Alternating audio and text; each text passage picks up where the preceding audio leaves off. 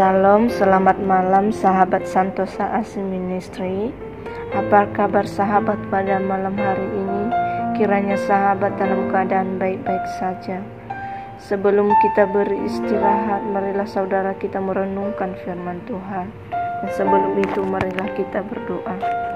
Bapa yang baik, Bapa yang terkasih, terima kasih untuk kebaikan Tuhan yang kami alami pada malam hari ini. Sebelum kami beristirahat, kami akan merenungkan firman-Mu.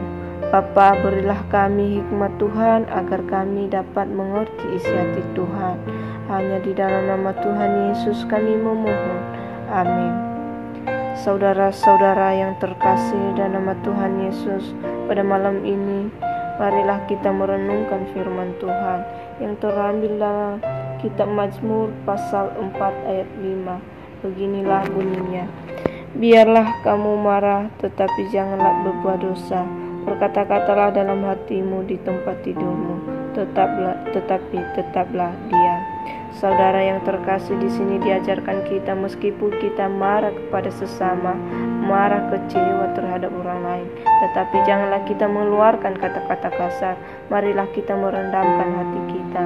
Mari kita menguasai diri kita supaya amarah kita tidak keluar. Saudara yang terkasih, sebagai manusia setiap orang pasti pernah marah. Marah disebabkan karena banyak hal, antara lain karena tersinggung ucapan lawan bicara.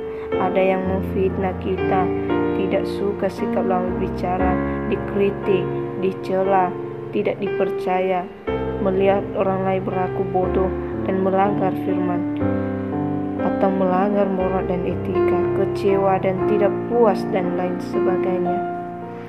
Bolehkah manusia atau umat percaya marah?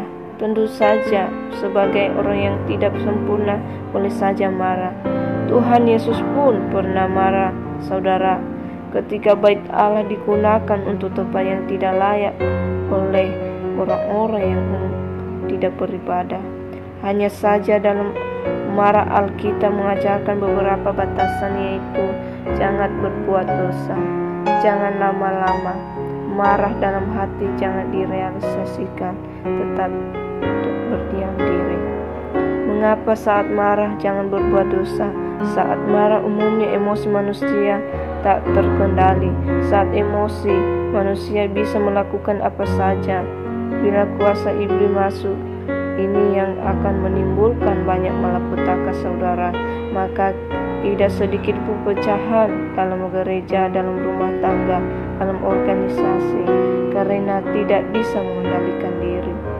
Dalam marah, Rasul Paulus mengatakan jangan sampai matahari terbenam, saudara yang terkasih, yang diajarkan dalam Efesus pasal 4 ayat 26 sampai 27, agar kita segera berdamai dan merendam kemarahan sehingga iblis tidak memanfaatkannya.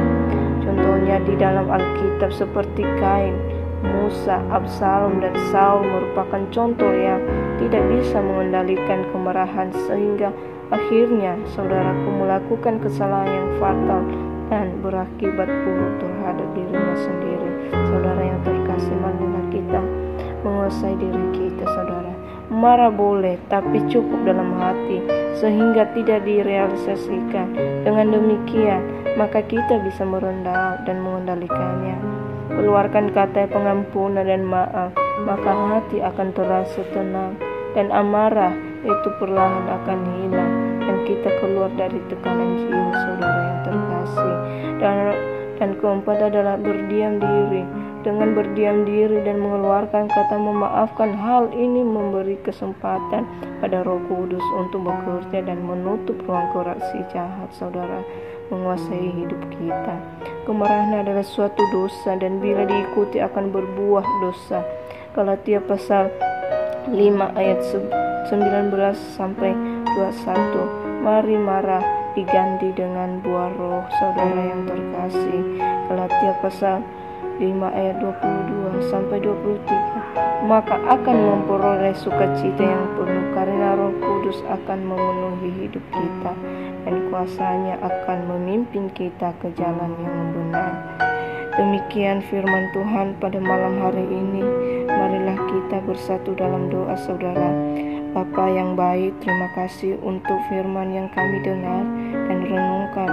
Berilah kami pengertian untuk memahami kehendak Tuhan setiap hari. Dan nama Yesus Kristus kami memohon. Amin. Sahabat, sampai saat ini bila sahabat membutuhkan dukungan doa, boleh meninggalkan komentar pada kolom komentar. Tuhan Yesus memberkati kita semua. Shalom.